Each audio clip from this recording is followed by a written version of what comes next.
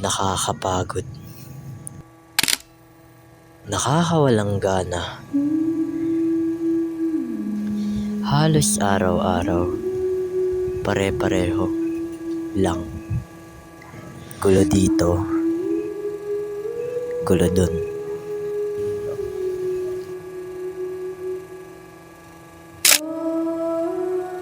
Lord, pagod na ako.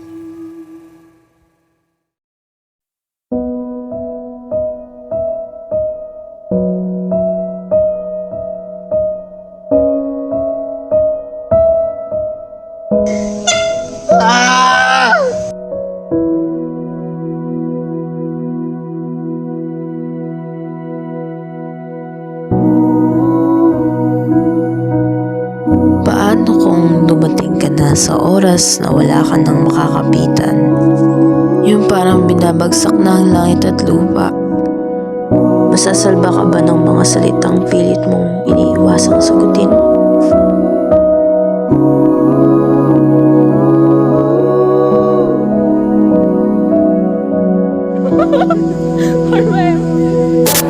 Yes, sir.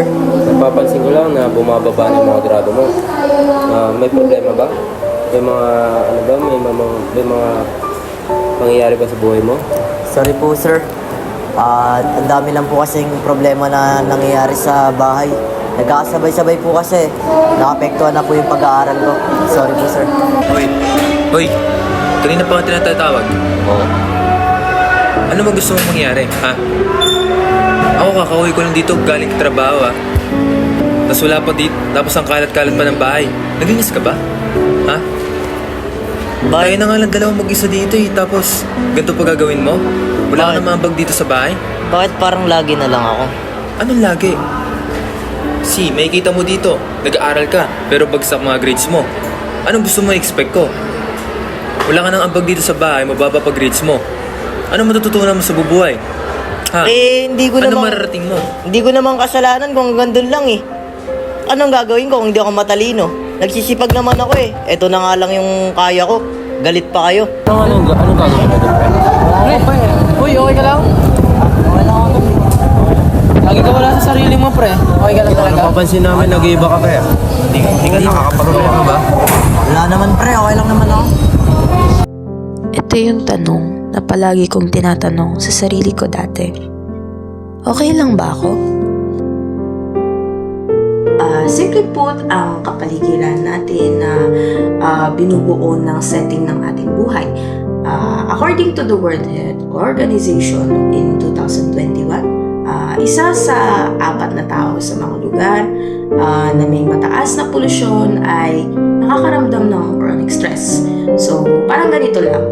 Kung ang tahanan mo ay maingay at siksikan, mahirapan kang mag-focus at mapanatili ang maayos na mood.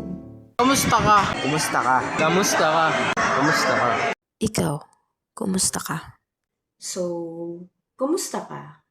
Bilang isang psychiatrist, ito ang pinakamahalagang tanong na pwede mong itanong sa sarili at sa iba.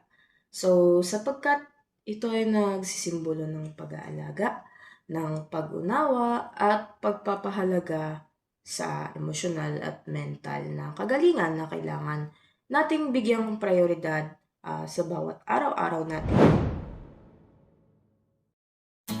Hindi naging madali sa akin, pero ang mahalaga, nasubukan ko.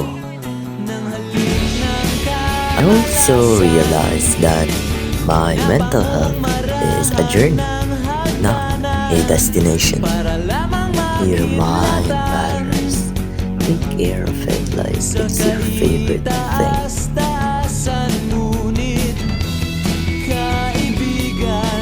Minsan sa life, may instances talaga na yung mismong environment yung nagpapagulo ng isip mo. Reach out, talk it out, and tell all of your feelings to someone you trust. Tandaan, small steps is a big step. You've got a long, long way ahead of you.